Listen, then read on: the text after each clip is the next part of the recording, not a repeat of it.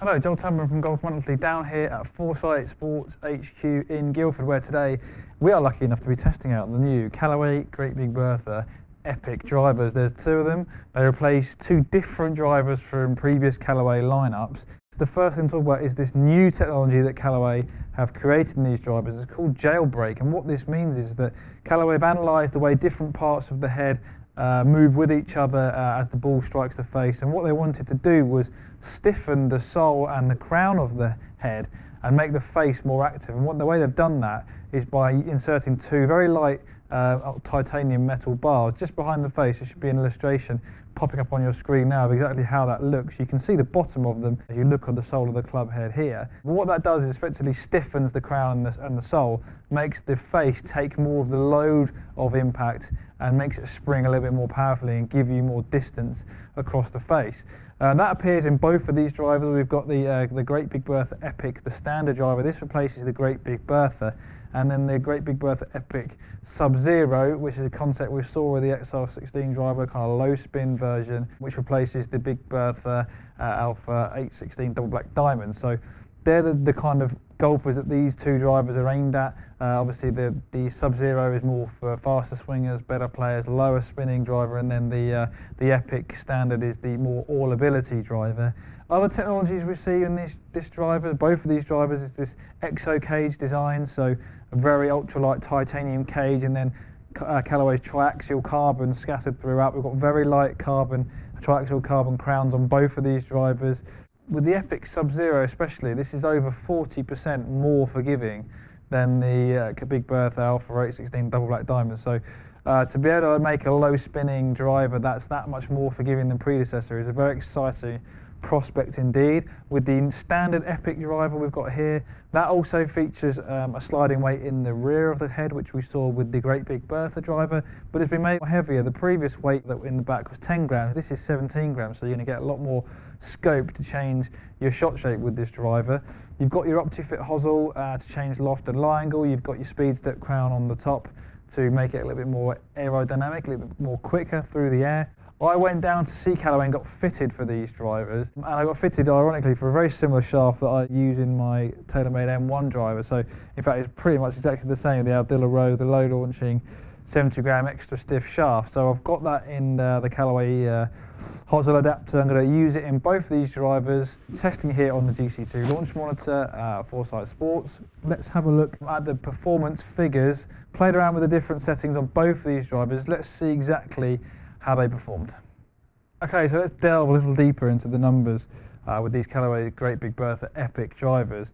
It was the Sub-Zero model that I was actually leaning towards, certainly in the fitting seemed to perform a little better for me, so that was the one I tried initially. Settled on the heavy weight in the front position, so the low spin position. There's a 12 gram and a 2 gram, very difficult to see the number on the weights to see actually which one is which, so you have to have a very good eagle eye to see the 12 and the 2 on the bottom there, but thought I would have to loft up to 10 degrees given that it is the low spin head. You need a bit more launch to maximise the distance, but you look at the numbers here, this is with premium golf balls, TaylorMade TP5X golf balls, just because it was something new to try, I felt like giving it a go. Average carry was only 271 with that. I think it was just because the launch angle was a little bit high. The spin numbers you'd thought were okay, but that peak height was a bit worrying. It was 41 yards average, so it seems to be kind of a high ball flight, perhaps a little bit too high. So I lofted back down to 9 degrees. It's the 9 degree head, so standard loft on that, and you can see the carry distance shot up by 4 yards on average. Launch angle came down by over a degree,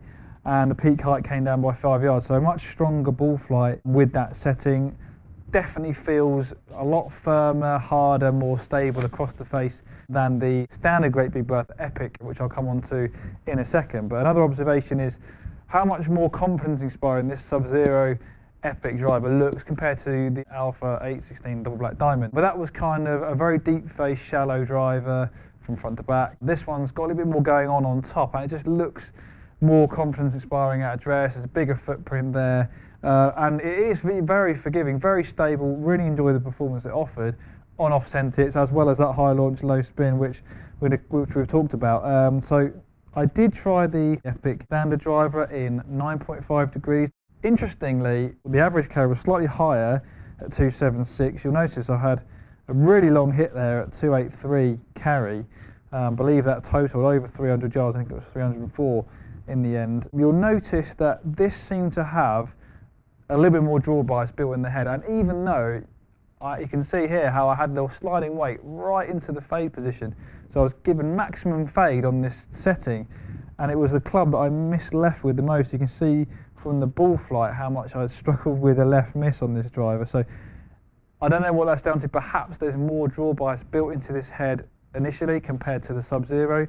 We know manufacturers tend to build more fade bias into better player, low spinning drivers, so that could be the answer to that. I'm not sure if that is the case, but from my testing, even with that fade, the sliding weight right into the fade position tended to miss the ball to the left. Obviously, that's going to help the majority of golfers. This is your mass market driver, your average golfer who tends to slice the ball.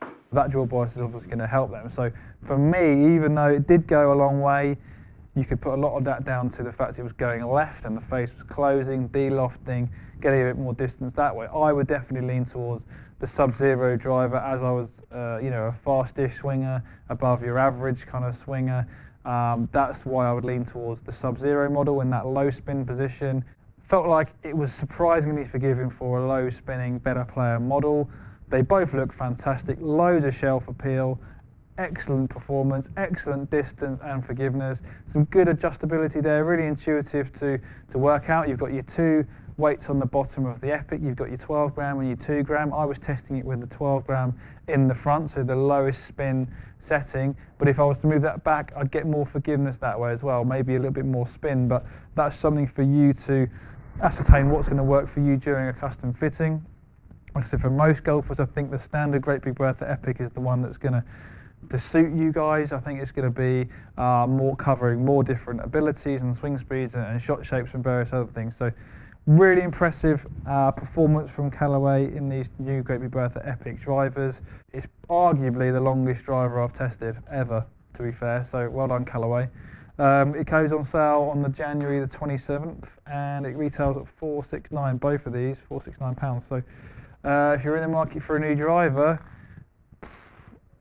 these are really good, really good. Really impressed with these drivers from Callaway. As always, go and get custom fitted, find the right loft, shaft, all the various different settings that's going to work for you. And I don't think you'll be disappointed.